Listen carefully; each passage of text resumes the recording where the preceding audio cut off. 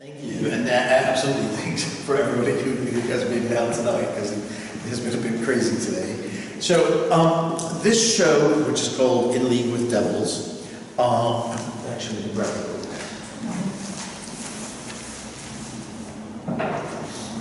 Is the third iteration of this exhibition, and in every site it was different. I mean, parts of it were the same, parts of it were different. The show was originally commissioned by a museum in Washington, D.C., and what was very interesting about that, and those images are on my site, the museum was right next door to the Wesleyan Chapel, and Wesley was the founder of Methodism, the religious Protestant religion. And so I had asked if we could put the Apollo mirror in the chapel, and they agreed. And so the mirror was on the altar, and it was reflecting the light coming in from the side, and it was throwing it onto the wall where they had a very large crucifix. So this piece, when it's an installation, is called Apollo's Mirror, a Dialogue. And the idea around it is that Apollo is the god of the arts, but he's also the god of light. And he is, in Greek mythology, Apollo harnesses every day Helios, the sun, to his chariot, and then he drags the sun across the sky. Okay, and that's what we have. So we have sun, light, and we have day and night. And Christ, in that mythology, in the Christian mythology, is said to be the light of the world. So it's a dialogue of two light deities. And the project as a whole, In League with Devils, is very much looking at how religion is a technology, and how those technologies are very different across time, but also geolocations, that religion often comes out of the location that you're in. I'll give you a few examples in a second. And so what I really wanted to do was to cite the mirror in different places which were also religious, that had a connection with a Christian representation of Jesus, the light God. So then it went to Maine this summer, but that museum didn't have a church next to it, but they had a relationship with a church in New York City on 42nd Street, which is known as the Prostitutes Church. And they said, "Would you like to show it there?" And I said, "You bet I'd like to show it there." And it's a very high Anglican church, and also, I believe they call it, it's known in New York as Smoky Mary's, the church, because they are one of the Anglicans that do incense. I mean, like loads of incense. I mean, when they do the thing. And so we had the mirror again on the altar, reflecting a golden. I want to say, I believe, but I won't say it because I'll forget. It's where the chalice sits inside a little gold box, sort of in front of that. And within the Christian technologies, during the Mass, there's either a metaphorical transformation of wine and bread into the body and blood of Christ. That's in the Protestant religion. Or in the Roman Catholic tradition, there's the belief that it actually turns into the actual body and blood of Christ, and you then have a human offering. And so that is a subtext to a lot of religions, which is human sacrifice. So we have a lot of the historic religions used human sacrifices.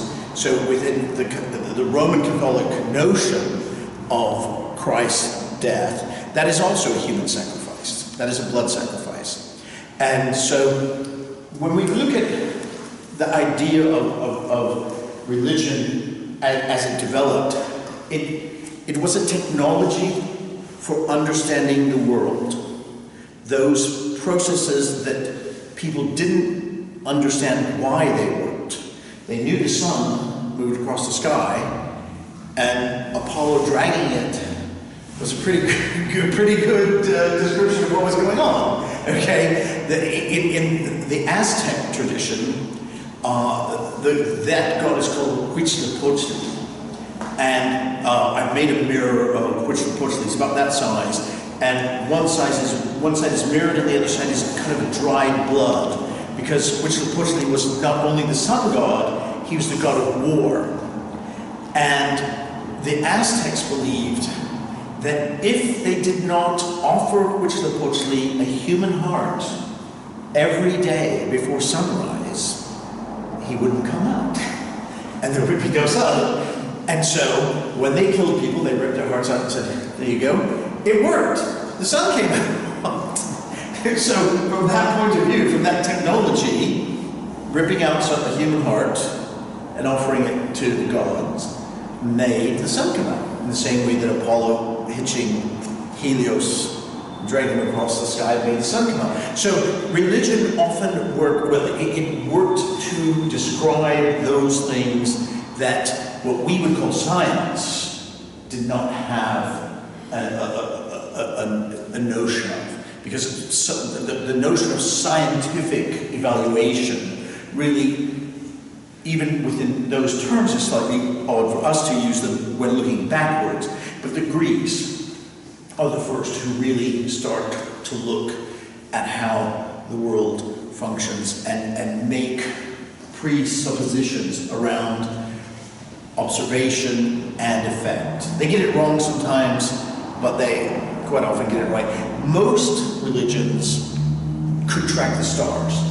I mean, we've got Stonehenge, which is a perfect example where Neolithic people were able to track the sun. And there are a lot of reasons for that, because the technology, again, it's a technology, because if you know when the sun is coming, you know when midsummer is, you know when midwinter is, and you also know when is the best time to plant crops, and do all sorts of things that keep you alive.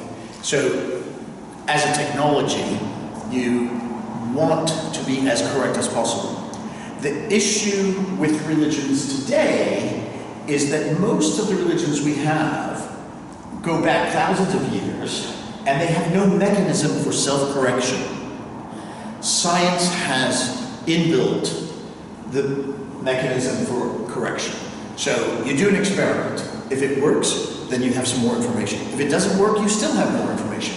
So when they design a scientific experiment and it fails, it doesn't come out the way you want it, you can learn something from that and put it back into the scientific model and make some changes to the model of the scientific model as a whole. And I'll talk about the piece just behind you in a second, because that's a piece that's about science, which is another technology. So what do we do with, how do we relate to religious traditions, their technologies today, when those religious technologies often call for human sacrifice? No, we don't allow that, do we? You know, there's civil law which has precedence in most places over religious law, but not in all places. You know, there are a lot of places where religious law overrides civil law, and we have seen lots of atrocities because of that. And that's because those religious technologies don't have an inbuilt mechanism for change. Or when I say change, I mean updating into the 21st century. Because if you look at Jewish dietary laws, Jewish people are not supposed to eat pork, they're not supposed to eat shellfish, and a lot of those things that they were not allowed to eat had to do with the fact that in a desert setting, if you took shellfish with you, it was going to go off really quickly, and you were probably going, if you ate that, you would probably get sick and die right away. Same with pork. So they believe, and scholars believe that the reason that those dietary prohibitions came about was as a mechanism for keeping people safe in that environment. Now, Jewish people don't, I mean, they could eat shrimp if they wanted, they wouldn't die from poisoning, but it's now a tradition, it's now a religious history, and it doesn't really matter. I mean, in the sense that it doesn't hurt anybody. But many religions also require the sexual mutilation of babies. Baby boys. Cut off their foreskin. Okay? I mean, if you only transpose that to adults, if you said, I'm going to take you as an adult man, whether you like it or not, and I'm going to cut off your foreskin, you'd go to jail for that. Yet, we allow people to do that to children. Now, we've reached a point where we're no longer allowing that, at least in this country, with female circumcision. Okay, why is it okay that we look at this female circumcision and say, ooh, this is bad, you know what's going on there, but it's okay with little boys to do the same kind of thing. Now, that there is really no medical reason for that, okay, to do it. It is a marking, obviously it is a marking, but it's a sort of type of marking that cannot be changed. So it would be one thing if you said at 18, when you're an adult, you can decide. You know, if you're a Jewish person or a Muslim person, and you want to be circumcised so that it shows that you believe in that technology, then that would be fine. And that's how we generally behave around things with children who cannot make those decisions for themselves. So those technologies are still at play. That's what I'm trying to get across, is that those technologies are at play. They do exist, they do function, and they have an effect on all of us. And my notion, as an artist, but also as a gay man, is that, of course, most of those old technologies would stone me. Okay, or they throw me off of a roof, or they burn me as a witch, or there are all sorts of reasons that I, as a queer person, have historically been seen as a devil, and the people that would make up my community, we were very much seen as devils. So I'm very happy to be in league with the devils, and that's the kind of basis of the show. And at the same time, I really do want to have a dialogue with contemporary people about these technologies. And it's interesting because, like, when this was in New York, it was fantastic because the vicar of that church was a really interesting man. We had lots of discussions. And he did very clearly see, you know, that there were things that were in his religion that could have a negative effect on people who were not members of that religion. And I think that's really, again, one of the issues that we have with religion in the modern world, is where does the line go between you having the right to do what you believe in terms of your religion, but you not forcing me to have to respect that, okay? And I think one of the contentious areas at the moment, really, and I think will become even more contentious, as I was saying, is around the male circumcision. Because I think once people really see that female circumcision is not something that we are going to allow, and it really isn't happening, well, it's illegal in this country, then the questions around male circumcision are going to really become much larger. But anyway, that's a very specific point, but I'm very interested as a whole, these questions. And so what I thought in terms of working was to make pieces that are not fakes, they're not fake historical pieces, but they have a real visual dialogue with those kind of things you might find in the British Museum. And at the same time, we did want them to look old. So we have like a lot of effort going into the patination of them, so that this looks as if it has been dug up out of the ground and it had been there for thousands of years, which is technically a difficult thing. It took us 3 months to get this patination. We trial and error till we finally got it to work, which is a lot quicker than, say, 2,000 years of patination. So lots of the different ones, and so the other thing that I just kind of want to point out is that a lot of the smaller pieces came about because of lockdown. And when you see this book, you'll see that there's a lot of very large-scale installations that I historically made, very big, like one piece in this whole room, and couldn't do that during lockdown. Everyone was at home, and I thought, what am I? I was going a little bit stir crazy like everybody else, and so I started making small pieces in either clay or wax along this idea. And I thought, I'll cast them in bronze after we are allowed to, go back to some kind of normal behaviors. So that's why all of these pieces are on a completely different scale to a lot of the work that I have been known for, which is quite big. And it was a really interesting thing, just as an artist, to change your scale. That was really, it made me rethink what I was doing, but it was also about rethinking or thinking about this project as a whole. And because originally this project had been commissioned before COVID for Washington, D.C., and then it kept getting pushed back and pushed back and pushed back, and of course that gave me time to make more and more work, and so it was a very interesting process of learning from me as well, in terms of my own making process, but also what it was I was trying to do with the project. So I'm just going to, I think what we'll do, I'm going to just point a few things out, and then we'll sit down and I'll tell you more about them. So this piece is the only piece that existed beforehand, and it was kind of a bridge.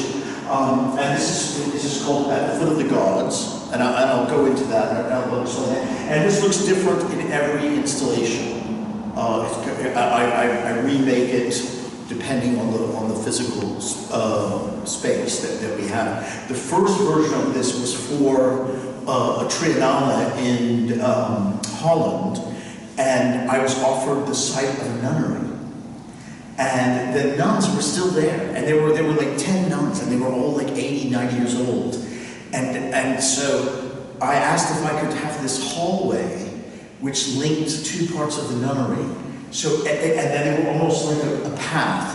And every day the nuns had to walk through the tones, which was fantastic because they understood what the project was about, which I will go into a little bit in a second. But it was really interesting to have that as a kind of an interaction between them. And that was in a way what kicked off this whole idea around In League with Devils. And they were just absolutely charming ladies, and they were part of this big biennale that was all over the city, and so there were different things in lots of different places. But I wanted the nunnery. Okay, so shall we get some chairs? It's a very respectful dialogue that I'm having with them. It's we're not like fucking with it, but at the same time, it's the sort of thing that people don't always see, that it could bring an interesting dialogue. So, as I was saying, this piece, which is getting close now to 100 different tones, when you look at disfigured sculptures in museums, the things that are broken off by accident most is the nose, the thumb, and the big toe. It's always, it happens all the time, you know, like, they just get broken. The thing that's been disfigured the most is the penis, because the Victorians, you know, were so upset, and they actually went around knocking them off. Okay, that's slightly different. But by accident, it's sort of the toes. And when I started to do this project, it was so funny. I mean, literally, when I was commissioned by this Triennale, a week later, there was something like accountants had hired the Greek and Roman galleries at the British Museum for a party, you know, like a Christmas kind of do. And they got so drunk that somebody fell and they broke off the thumb of this Greek statue. And this is only just recently. You know, I mean, so it happens. It just keeps happening. You know, that these artifacts are disfigured. So I really thought, it's two things with this. I really like this idea of the broken piece, this kind of broken leftover kind of fragment of a work.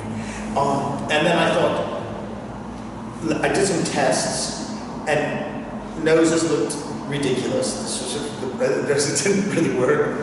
And the thumbs, it was thumbs and women's toes looked very difficult in the sense that I did men's, these are all men.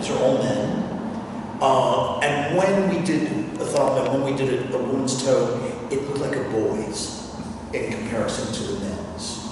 And that added a layer of complexity that I did not want. Because this was not a piece about whether or not the Greeks were pedophiles, which is what is often said, or what have you. It just was actually something I just didn't want to have people engage with as part of this piece. So I decided only to have adult men. And then I thought, well, who will I have? And I originally thought, you know, having looked at a lot of the historic sculptures of famous people, it was always politicians and kings. And I thought the last thing I want to do is to make a work that kind of glorifies modern day politicians or kings or governors. And I thought, well, you know, who is the right person? And I thought people in the arts or sports. That you know, because they did also look at, you know, there were also gladiatorial kind of imagery. So most of the people in this are, well, all of them are either somehow involved in sports or somehow involved in the arts. And when I say the arts, that's not specifically visual arts. They can be writers, they can be, you know, musicians. The arts as a whole, which would have been a kind of Greek way of thinking of the arts, would have been very important. So that's what we did. And then I started asking people who I knew who were either artists or sportsmen to do it. And it's been great because most people have said, oh, I know somebody who might, you know, be the right person for this sort of thing. So we kind of had an organic thing. And I keep adding to it. So that, to answer your question, I do keep adding to it. And one of the most recent ones was Stephen Fry. And Stephen wrote the foreword to the book. And he has, most of you will know him obviously as an actor, but he also written a lot of books on Greek myths. So he was like, oh God, this is for me. And I said, yeah, exactly. So that was a nice thing. And we did a trade. I made an extra toe of his for him, and he wrote the essay. So that was nice. So his toe is in there. And he tweeted it. So that was the other thing. Is I don't say whose toe is which. There's sort of anonymity to it. And part of that was that I think some of the people wanted that anonymity. But if people post it like he did on Twitter, it's not anonymous. And quite a lot of people have. You know, because the process is quite an interesting process. I mean, it's kind of fun in an odd way, and it's you find these kind of wonderful multiple objects. Each one is unique, And one of the things I wanted also to do, which you very much see in this version of it, there's a Greek story of Jason and the Argonauts, where he has to get a gold, he's trying to get the golden fleece. And at one point, he is given the teeth of a dragon. And he has to scatter them, throw them. And if you've ever seen the 1950s movie, which is always on TV around this time of year, he throws them, and then they quickly spring up into skeletons who attack him, and he has to fight them. And so you have this kind of feeling, and those skeletons are called Spartorial. And so you have the feeling that this is like a second before the whole body springs up and becomes a sort of skeleton kind of thing. And it's great because as you walk through them, you really see that they're all different. And you also see that, you have a relationship with your own foot, and you see, oh, that's a big one, that's a big one, that's a really big one. That's a smaller one. And so you can see, that they are very different. And it's been very interesting the way people react to it. I have a collector who is a doctor who went and saw this, and he started diagnosing them.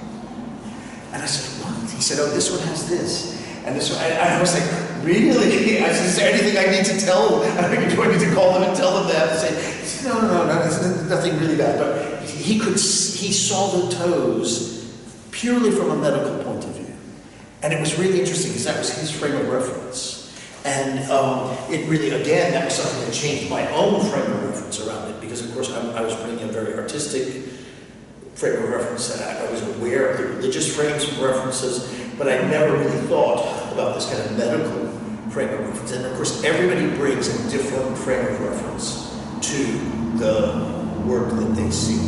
And that's where the mirror pieces really started to come into play. I was thinking, yes, art is very much a mirror of your take on what you're seeing, because you're bringing your own history, your own references to it, and you're trying to process that technology with the technologies that you have. And so you will look at it and see it in a very different way. I should have learned that lesson many years ago, because I was invited, when I was making very large scale installations, I had done this piece for a Biennale in Berlin, and it consisted of, the place they gave me was an old tobacco drying warehouse, and it was this fantastic roof, and there had been tobacco. We got tobacco that they grew in East Berlin. So apparently they used to, this is before the wall, and these were like the worst tasting tobacco cigarettes in the world, which is why if you ever went to East Germany, they were like, can I have your Marlboros? Or they wanted to trade, because they were growing tobacco in East Germany, which is not a place which grows tobacco well. And so anyway, so I got them to find some, and we used it as I made a huge bed on the floor, which we then covered in talcum powder, and then we projected onto the leaves. And so you had this kind of 3D bed. And what I projected onto it was a series of skinheads making love to each other. Okay? Because the skinheads in East Berlin were very fascistic and mean, were not nice, but the skinheads in West Berlin were all gay. But they looked exactly the same, because they were going for the same look. So it was a very strange thing when you saw this. Obviously these were gay looks because they weren't beating each other up. They're naked, and and you could see it on the projection. And at the opening, it was so fantastic because the man from the German radio was interviewing me again. His first question was, Herr Petry, what is your fascination with bald men? and I looked at him, and he was bald. And he was looking at it from the frame of reference, so he was a bald man, not that these were skinheads. And so absolutely, we always bring our frame of reference into things, even if we don't really see it right away. Sometimes it takes you 2 or 3 times learning that lesson. And so, anyway, the doctor was quite a fun one. So we're going to move this way. This piece, which is libation to Baal,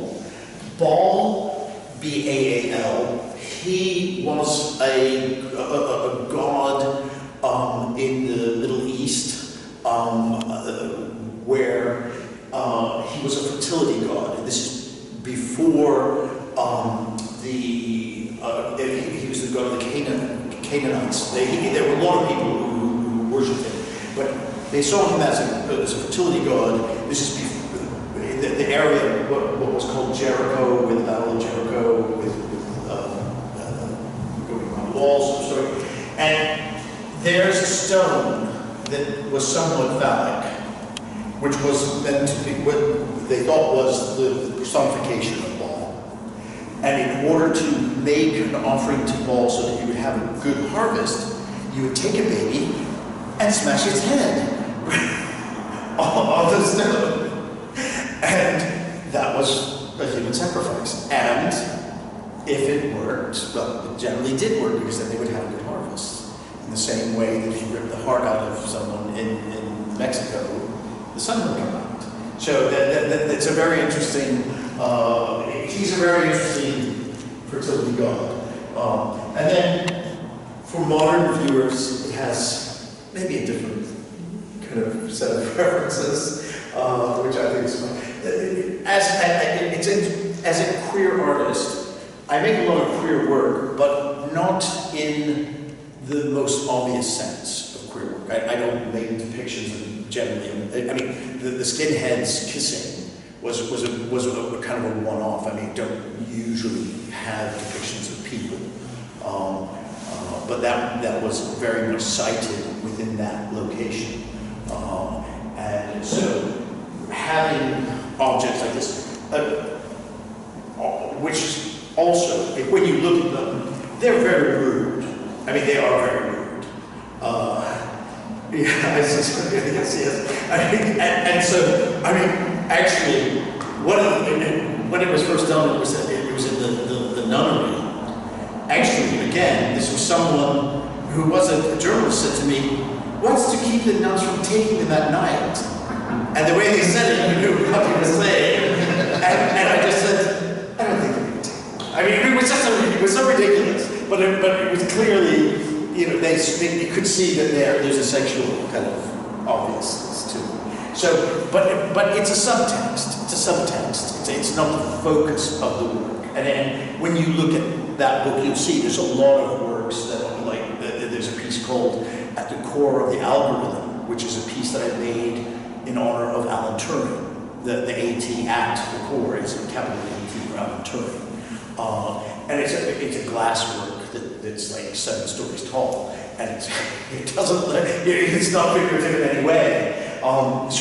But it's a piece to a queer hero of mine, and so a lot of these pieces have references. So this bowl to which we started the evening with, to Dionysus. You know, Dionysus is the god of wine and this sort of ceremonies. Again, it is often very linked to sort of queer abandon. I'm going to show you this, which is interesting because this one, this is a libation vessel for Latobius, who was a god, a Celtic god worshipped by the people of Vienna. And so I took a photo of the Alps right outside of Vienna, and that's the profile of it. So it has a location. And then on the inside, in the vessel area, it has a very Earth Mother fleshy kind of quality to it. Quite the opposite of the toes.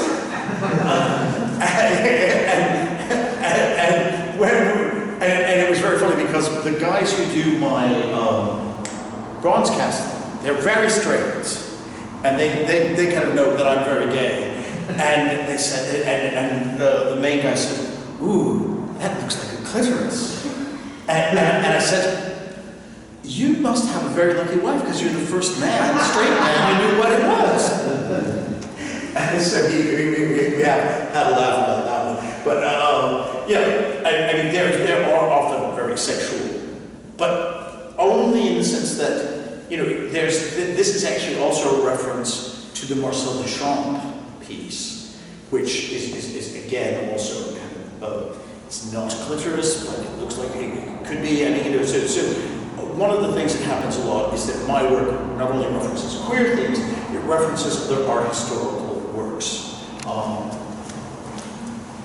Because art doesn't happen in a vacuum. It is absolutely something where it references itself all the time. These three pieces are part of a larger series where, again, you see them in the book.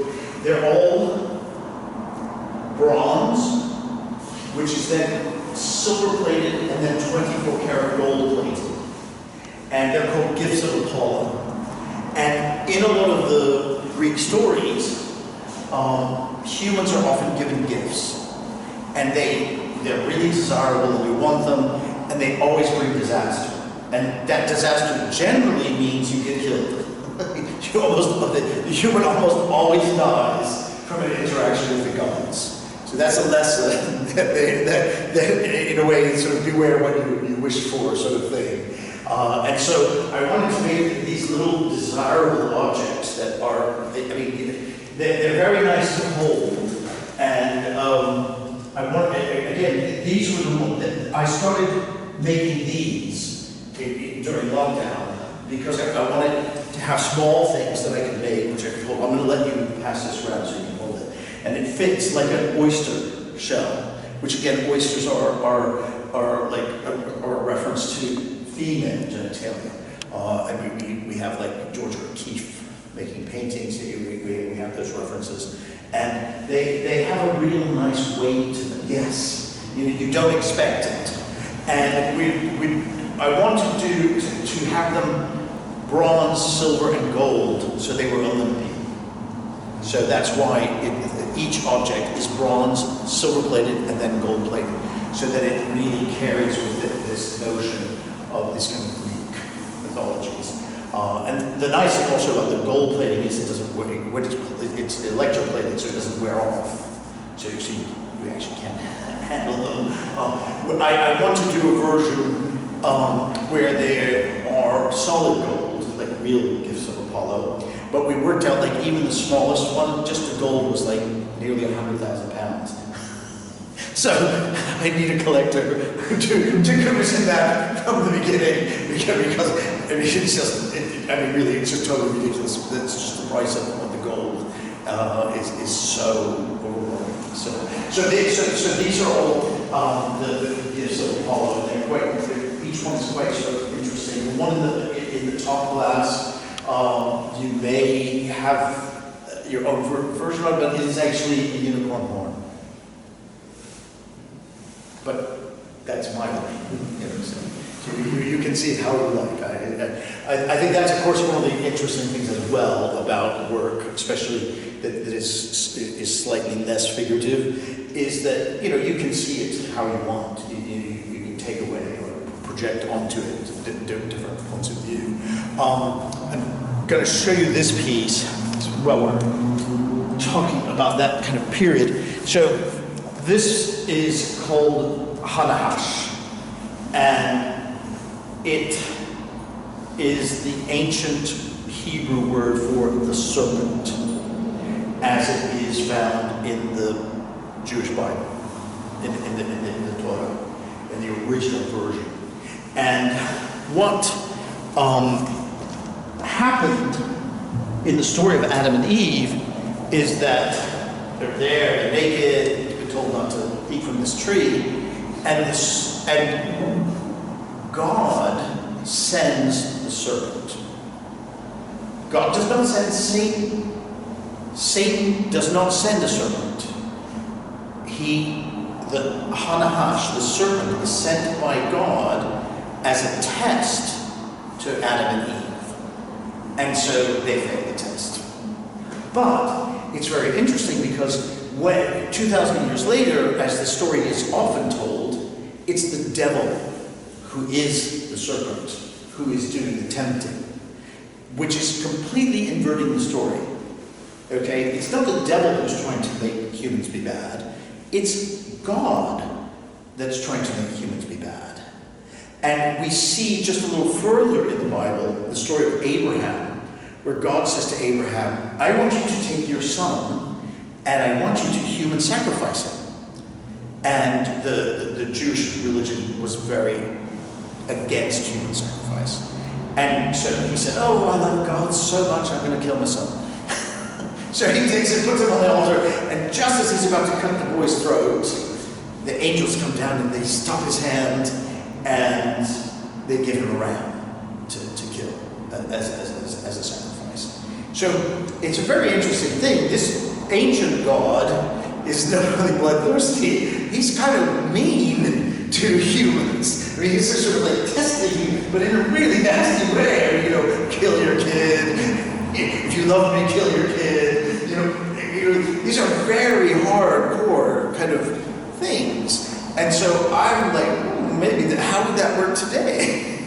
You know, we can have a dialogue about that. And interestingly, in many Christian versions, it's not God who tests Adam and Eve. It's the devil. And of course, who gets the blame? Eve. It's the woman's fault. Because this also is caught up in the patriarchy and notions of responsibility. And it's much easier to blame Eve for the fall of man than to actually blame God, who made this crazy test, you know, that was there. And he's the one who sends Hanash. And so it's a very interesting situation. Now, on the walls, you'll see some paintings. And all of these paintings are paintings of heaven. They're all called Heaven. And the series that I did just before this was a show called Landscape of the Gods. And in that, all the different major religions that we're fairly aware of have a notion of what heaven looks like. And I was talking about regionality. So if you look at the Norse gods, Valhalla, heaven is a warm place, you know, with a big fire and everything, because they're cold. Heaven is a nice, cold, warm place, because it's cold. If you go to Greece, the Greek notion of heaven is called Elysium. And that's beautiful green grass and lovely blue skies, because it's very dry and parched there. Okay, so their version of heaven was quite the opposite of Valhalla. Okay, one is warm, one is cold, and they're it's coming out of where do you live. What makes heaven has to do with where you come from and what you don't like, the discomfort you would have. And interestingly, in almost every religion, they not only have a notion of heaven, they have a geography for it. They know what it looks like. And so I was using those geographies for the paintings with the names. And when that show opened, 2 days later was the first lockdown. Okay? And so that is now my officially longest running ever show, because that museum was closed for 2 years with those pieces on the wall. And so it was up for quite some time. But it was interesting because everyone said to me, why is there no heaven painting? Because it had the names of other religions, and you can see some of them in the book. And I said, because if I put heaven, you know instantly what it is. Then you know what all these other names are. I mean, there was one which was Nirvana, which many people will know, but then there are other ones that you know, the Hindu God, or the Hindu heaven, the Muslim heaven. Maybe a lot of people wouldn't know what that is. Okay, so I thought if I do one that says heaven, then you know instantly. Okay, what I was all about. So I really thought about it, especially in the context of this project, and I started making the heaven paintings. And the very first one or two, I actually put the word heaven on them. I mean, like the Elysium paintings, you have the greens, the green grass, you have the sky, and then the word Elysium is on the painting. Okay, so you see it. And I thought, I'll do that with the heaven ones. And it was so redundant, because it was so clear that, you know, as a child, you draw heaven as the blue sky with the clouds in it, you know. And so after the first one or two, I thought, no, I'm going to just make the paintings that are heaven. And so you've got so you have like an all white one, so as if you were like in the cloud. Then one where you see a little bit, or some ones like the big one here, you see a bit more. And at the same time, going back to the kind of queer kind of thing, they're very spunky. Okay, clearly they are very spunky looking, which is heaven to me. Okay, you know. And so it was like I have to be true to my notion of what heaven's going to be like, if there is heaven. Okay, and so that's where these paintings come from, and they're very, and also they're a little bit of a critique of, or a dialogue with 1950s very patriarchal, masculine painting, which was all about, you know, spraying paint, just that whole kind of big brushed kind of Americanism, which as an American I kind of wanted to reference as well my art and historical connection to it. So there is that kind of reference. And then where JP is standing, I think where I'm going to end on, is that little piece against the wall, which is actually bronze, and it is not painted, it is patinated, which is very difficult to patina bronze with those kind of colors and the intensities. And it is called the black hole, because I wanted to make a piece that was about science, because that's the technology that we're working with, you know, that we in everyday life are working with those technology, but also very specifically one which is a belief in that within the scientific community, pretty much everybody believes there are black holes, but because of the nature of what a black hole is, we don't have any proof that it is in existence. We have kind of proof by the negative, in the sense that it's sucking in light, sucking in matter, but we cannot see a black hole because no light can escape it. So it's a very interesting object within the point of this bigger discussion about technologies and about belief systems and what we believe and how we correct or can be correct. And of course, within science, there is a lot of self-correction around the notion of singularities, that's what we call singularities, the notion of the way that astronomy, not astrology, astronomy works. And so it's a kind of balance to to say also, well, even in science, we have our own beliefs, and we do things which are artistic. Now, I'm going to explain that. When you see the images that NASA sends from all these fantastic satellites and mirror, like the Hubble, things like that, they're beautiful colors, right? They look like incredible things. They look like that. Except they don't. What NASA does, NASA has bit data, 01, 01, 01. It has no color. They do not know what the color is of those gases, etc. And when the image comes back, it's in black and white, and thousands of shades of gray.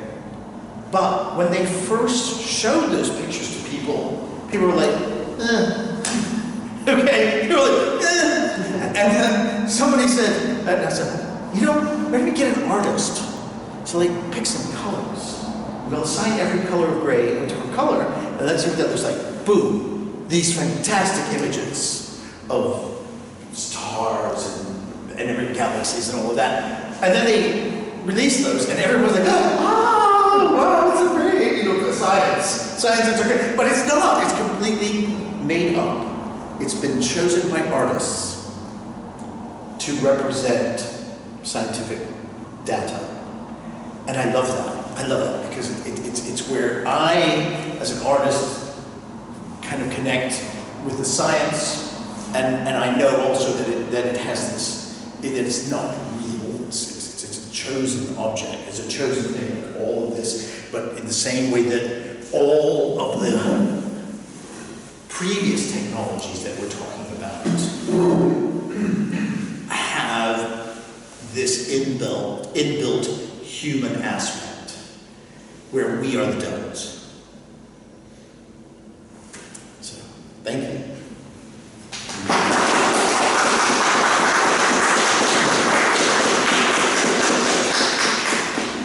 And I'm happy to take any questions. Is there any art form that you don't like? And conversely, is there any art form that you would like to get more involved in? Okay, one of the things maybe you won't know, so when my writing first came into kind of practice in a big way, was my first ever book for Thames and Hudson, which is called Installation Art. And it's the first ever book on the topic. Because in the 80s and the early 90s, I was part of a group of people that was global, but I mean, there were not huge numbers of us, making installation art. And we were calling it installation art between ourselves. And people would say, what is that? Don't know what that is, don't know what that is. Curators would say that, etc. And the person who said that to me with the most truth and wanting to understand was my mother. She was like, what is this installation thing that you're doing? What the hell is this? What is this about? And I thought, okay, I need to get a book and I will send it to her so that she can read it and then she'll know. And so I went, okay, this is very pre the internet. You couldn't just go look. I went to the library, there was nothing, not a single book on installation art. So I went to Thames and Hudson and I said, do you know what installation art is? They're like, no. And I said, good, then I need to write you a book. And they said, okay. It was really like that. It was so crazy. I mean, you don't get that kind of book contract anymore. And so I wrote the very first book on installation and anywhere.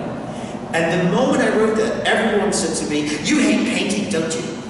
I was like, no, I didn't say that. I said, I make installations. And at that point, I wasn't really making painting.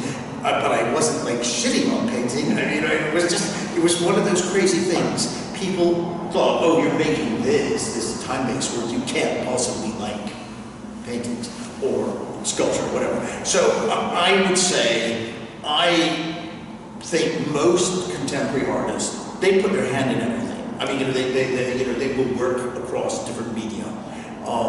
And the one thing that I really not worked with is gaming, because there's a lot of artists who are working with gaming, and this very high digital kind of stuff, and I feel I'm too old. And I mean that in a kind of way that I look at it and I think it's great sometimes, and I've seen some really interesting work that's coming out of gaming, but if you have to know how to do this programming and all, and you have to be a kid when you start doing that, okay? I mean, really, I think in order to make that kind of work. Now, as a curator, I have often curated work where we've invited digital people to do stuff, and that's fine, and that's as close as I feel I need to get, because I don't have anything to say. I mean, I don't understand the genre as a child growing up, and so I don't play those games. I don't know the huge history of those games, and there really is a vast history if you talk to people who are gamers. And so if I said something about it, if I worked, if I made a piece that was about in that genre, I don't think it would be very good.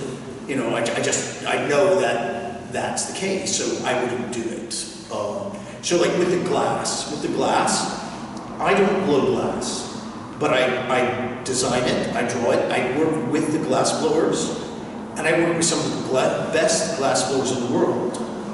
So like a lot of my work is made in Murano, in Venice. And these are people who have been blowing glass since they were this big. And they're so fantastic that crazily, I don't know why, people ask me all the time, oh, do you want to ask them if you can give it a go? And I'm like, no. why would I sit down next to Chopin and say, "Can I play chopsticks for you?" I mean, it was just an idiotic, just like an idiotic thing to do. I mean, these people who blow this glass. I mean, what would I do other than make a fool of myself? So, no, I don't need to blow the glass. I understand the process so that I can design things to be made in it. But I don't have that desire. If there is something I want to do, I will try it. And quite often I will try things in the studio that are destroyed. Because I don't think I want other people to know that I made that. And all artists do that. I mean, they make things in the studio and they destroy them. You're making experiments. It's like science. You're making an experiment, and sometimes it goes wrong. And it maybe, if you're lucky, it teaches you. Maybe I shouldn't do that. Maybe that's not for me. So yeah, that's so. I don't feel there's anything I haven't been. I've been offered the facilities, to do 3D printing and stuff like that. I guess if somebody was willing to do all the computing side, and I just was able to say, this is what I would like, can we do that? Then maybe, yeah. Otherwise, yeah. So like this, I mean, like that bowl, you could digitally scan it, and then somebody could print it out, but I wouldn't even begin to know what they were doing. I mean, I would just, so instead I made that, I because that's what I was, that's what I grew up doing, making things, and so if I can draw it or paint it or, sculpt it, I'll do that, and it doesn't matter what the material necessarily is.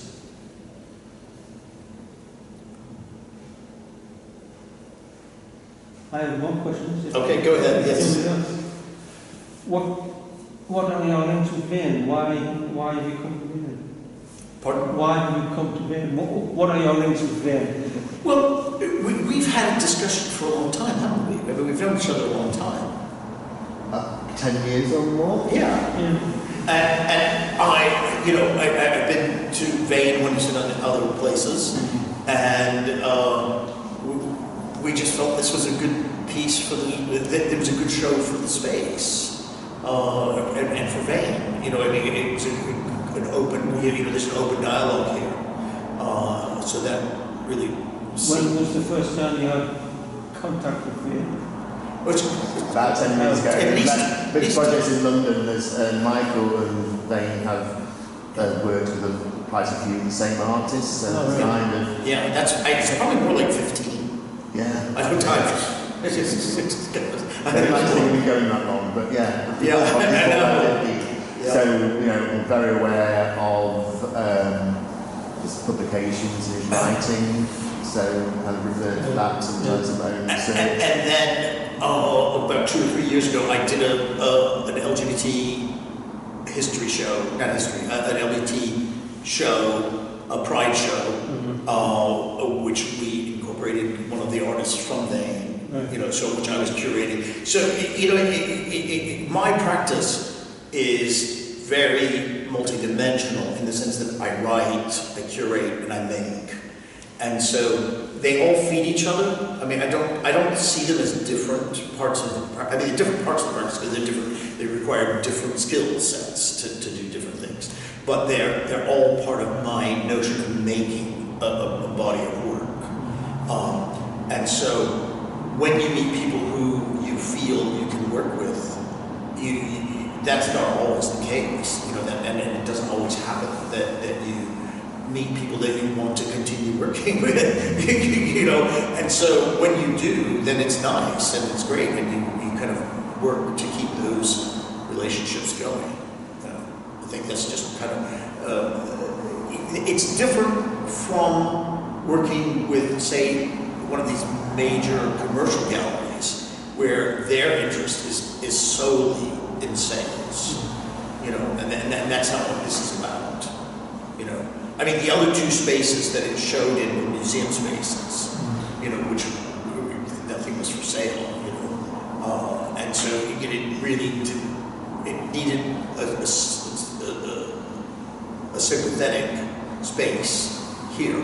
I mean, I did want to put this in the cathedral, but maybe in the future. you know, or whatever. But yeah, so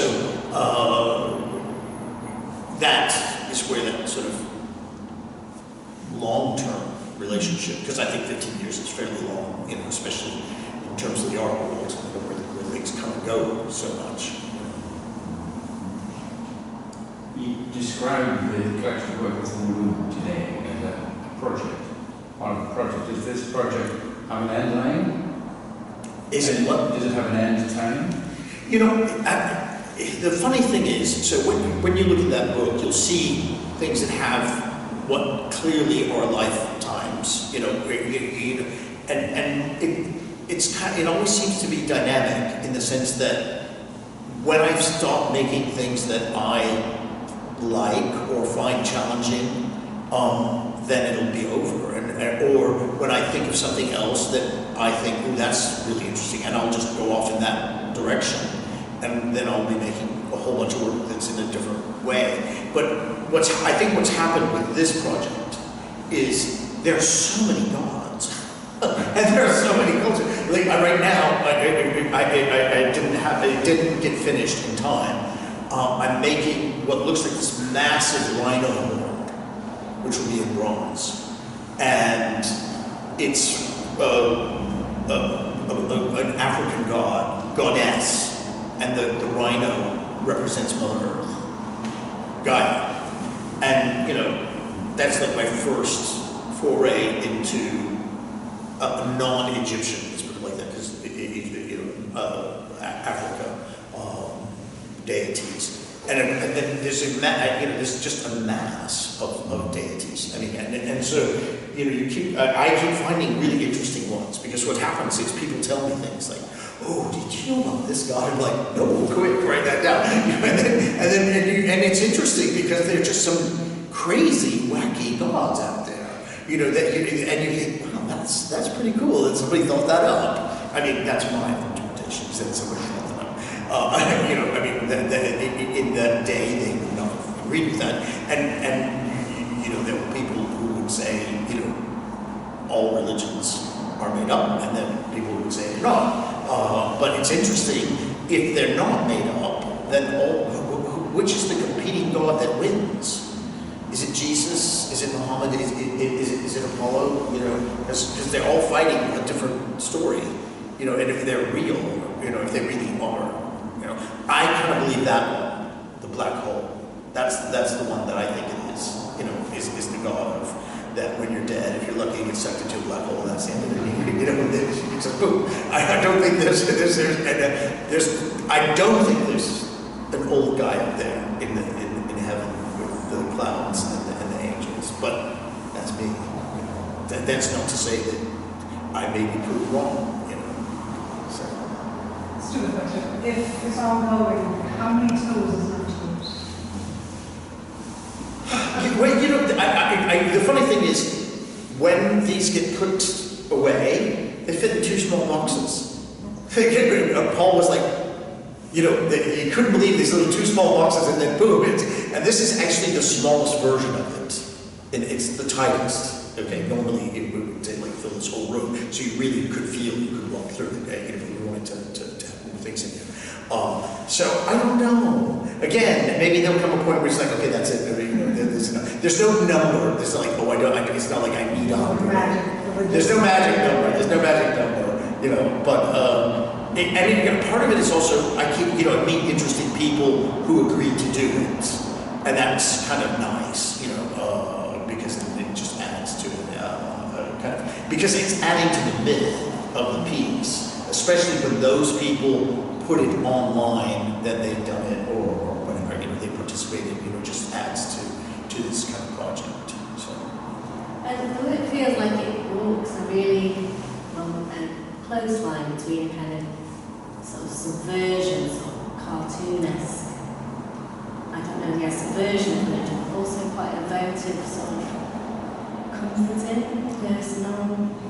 You know, the idea of being able to hold them and they fit and they feel like comfort. And I'm just wondering, like, where's your kind of religiosity or spirituality within the work? Is it an exploration of something internal? I wouldn't say that I have a spirituality that I'm trying to evoke. I have a quest for knowledge, which could maybe be termed or fit into that frame of reference. And so I'm aware of all these other spiritual traditions, and I'm just so interested, maybe because I don't feel I have one.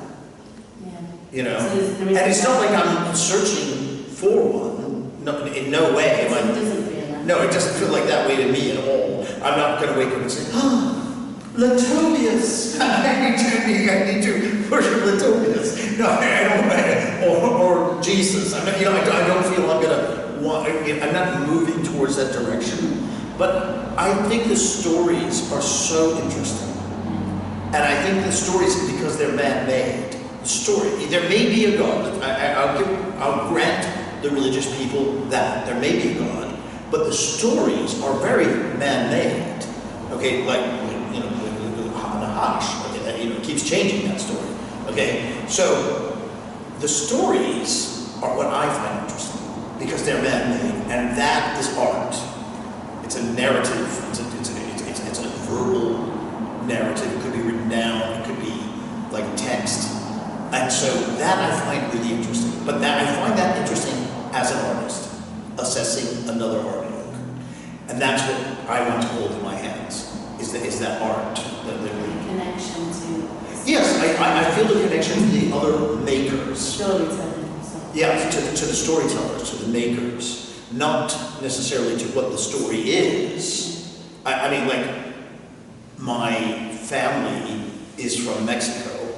My great-grandmother was 100% Tarahumara Indian. I don't really want to rip out a heart, you know? Yeah. It's not in my, maybe it's in my DNA, but I don't feel it, So, but it's an interesting story. It's a really cool story. All those stories are so crazy when they're like that mad. I mean, when you're literally, they would hold festivals where they would kill 1,000, 2,000 people in a day. Like literally a train of hearts being ripped out. And that is insane, and we look at that now and we think, no, okay, but the story of it, that somebody actually thought this is what we need to do to keep the sun in the sky. How did that happen? I find that very interesting. But I don't, and they would have found it spiritual. Absolutely. It was their spirituality. But I don't have any connection with that. So. I think I even feel that. I'm just quite interested in that. Yeah. The story of the patina. Well, It certainly feels like that kind of exploration of how one makes something up. Yeah, and if I didn't love making, then I think you would see it in the work. Definitely, you see. I think with Jeff Koons, who's on the cover of the Mirror book, his whole art is that you don't see the hand of the maker. You cannot see any. This looks like it just appeared, like someone made a magic wand, and boom, there it was. And if there's a dent, if there's anything like that, he destroys them during the making process. He will not allow any pieces out that are not 100% perfect, which is completely the opposite to me. I actually love the things that go weird or wrong. And like in the glass making, quite often when I've been in Toronto, something goes wrong, and I love it. And they're like, no, we have to break it. I'm like, no, but this is fantastic. And they're looking at it from a craft position, where the craft has gone wrong, but it's made art. And that's where I'm an artist, and I'm not a crafts person in the traditional sense. That is not to say there aren't craftsmen who are artists, and I've written a lot about that. But what I'm saying, if your only interest is in the craft, then you don't generally see how that fits into a bigger art world. There are a lot of craftsmen who do see that it does fit within that. But I like mistakes. I think it makes them more human. It makes the artwork more personal. So often, I don't ever put a mistake in just to put it in. But if you look at the rugs from all the sort of Muslim countries where they've had melted the knots, there's always a mistake because they say only God is perfect. And so they're not allowed to make a carpet that is perfect. It has to have a mistake. Now, I don't put a mistake in, but I do like mistakes. So, yes. And with patination, it's all trial and error. And if it goes wrong, you have to scrub it off and start again because it's a chemical process. It's not painting. It's not painted on. And so so getting that patination is really hard because it's so different. So Michael, just when you said about choosing Vane to come here, when the students came and you kind of encouraged people to actually physically connect with the artwork, through the shows that I've done through Vane, there was definitely, especially when Troy brought some students over, we've had people actually discuss more or talk more or actually I've seen some galleries where they talked about like people who are just interested in commission selling. And I believe that with Vane, what it was art for art's sake, but people were actually coming in and actually feeling connected because you were allowing people to actually be part of the artwork by connecting with it. Was that a conscious thing you've always had, or was it something that you've decided? I think that comes directly out of my work as an installation artist, where when we first started making installations in the 80s, the work was never meant to last more than a couple of weeks, and you were in it, you were participating, you were interacting with the work in a very different way than you do now, because even installations now, especially if they're in a museum setting, they would not allow you to touch them. I mean, there was an Ai Weiwei installation in the Turbine Hall where he had like 1 million sunflower seeds, and they were made out of porcelain, and they looked exactly like sunflower seeds, and he wanted people to walk in it, and after the first day, there was so much dust from the porcelain that they stopped it because they were afraid people would breathe in the porcelain dust and then sue them. I saw that actually. Yeah. And then you could go walk around it, but you weren't allowed in it. And that's the sort of world we're in, where people sue you because they breathed in some porcelain dust. So institutions will not let you tap the bronze. There's always somebody like, no, don't touch that, don't touch that. And I think with a lot of work, it is very tactile. And so people do want to touch things, and if you can allow them to, that's great. And and this is something I always do in my glass installations. So I made this. So there's another book. I don't know if you've got it, which is the one which was for the museum. It was a kind of mid-career retrospective at the Palm Springs Art Museum, and it's a massive, 3 or 4 massive glass pieces. I mean, when I say massive, I mean like 2 or 3 times this room. Okay, and I knew people would want to touch. One of the pieces is on the floor, which is about the Battle of Jericho, and I knew people would want to touch these. These stones were made by Morano. There is images of them in there, and so before you came into the gallery, we had a stone. We had one of them, and there was a big sign: "Please touch this one. Please touch this one." And when you're in there, don't touch the others because they're all laid out in a very specific pattern, etc. And it was amazing. Everybody touched it, and then they went in and they left the other ones alone because they wanted to touch the glass. They wanted to connect, and so you let people connect in a way that is museologically possible. And it was interesting because the gallery was worried. I mean, the museum was really worried. Ooh, what if somebody breaks it? I said, if someone breaks that one, that's okay. I'm giving you permission to maybe have that broken. Of course it didn't get broken because people are respectful in those settings. I mean, not everybody, I guess, but I mean, most people are respectful.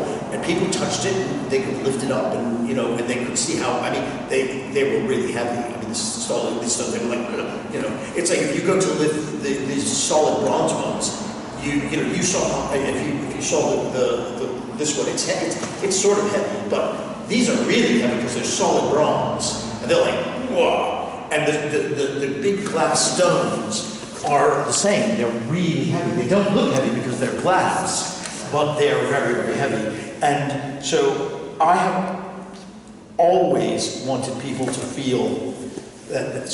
So that this is at the Palm Springs Art Museum. So there's a glass piece here, and then these are the glass stones I'm talking about. And each of those stones is like a small boulder. Okay. And they're all handmade, and they are really quite beautiful. And so, yes, people do want to touch them. And so, yes, let them have one to touch. And so, yes, this is really hard to mess up. It's bronze, okay? You could steal it and melt it down, like what happens to all these Henry Moore sculptures, that are outside. People are stealing them and melting them, which is terrible. But if you touch them, you're just adding to the patination. And of course, that makes them look older.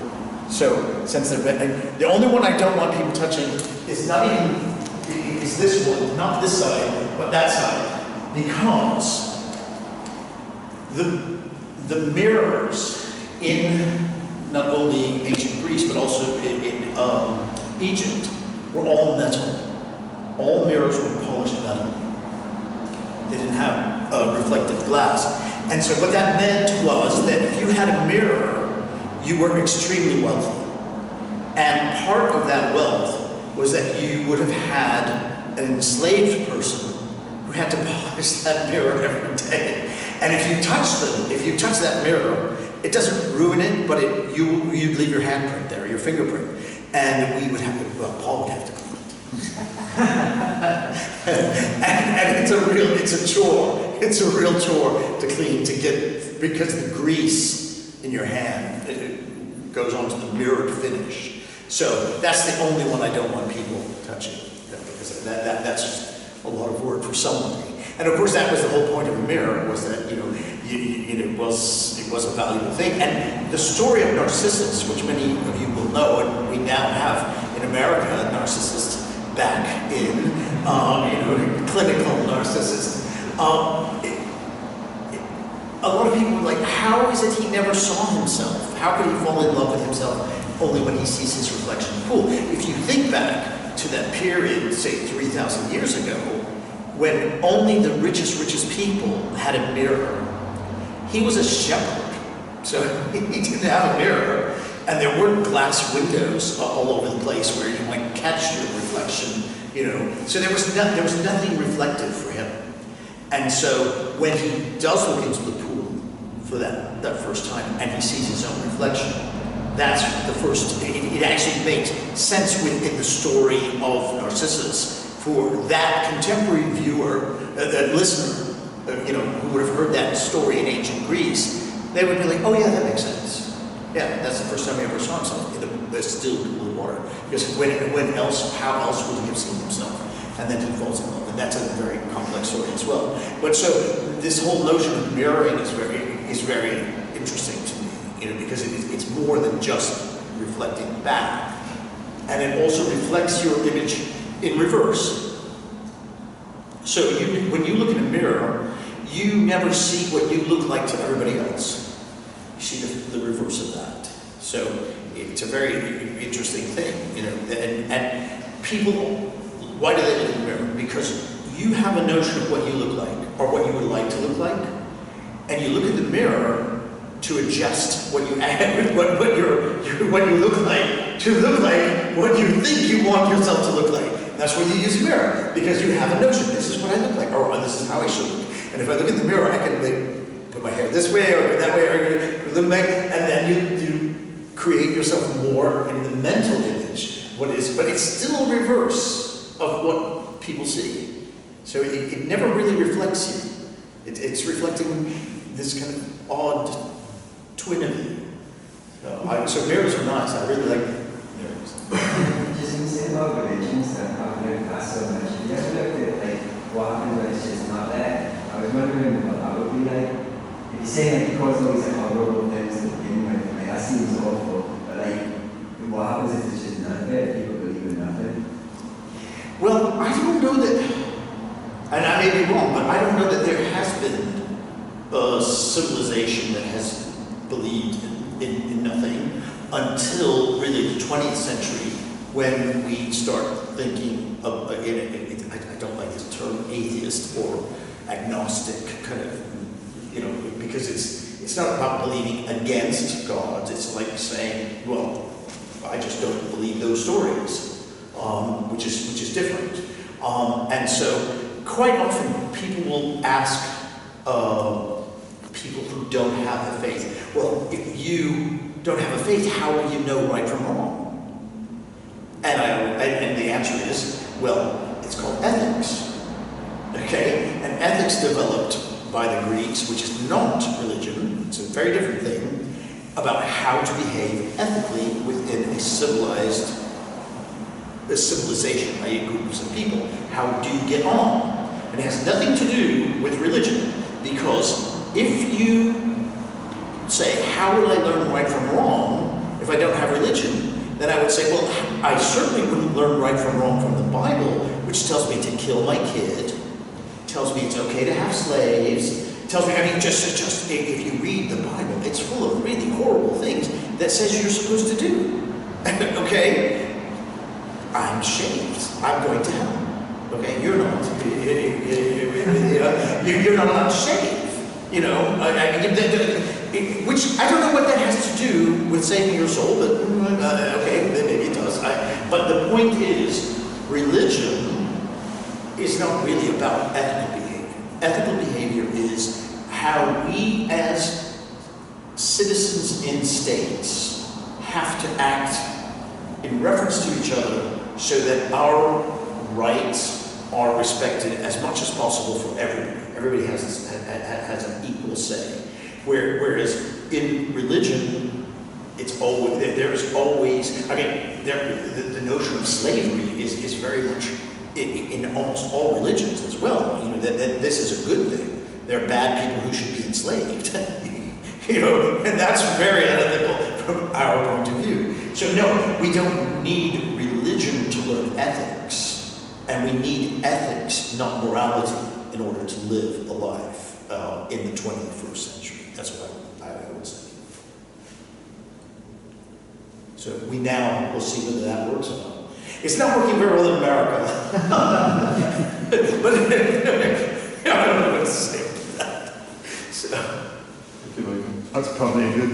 Yeah, it's good. We're not throwing people out immediately. You can say something like ask a few questions you want to do one-to-one, but yes. I'd just like to say thank you very much for that.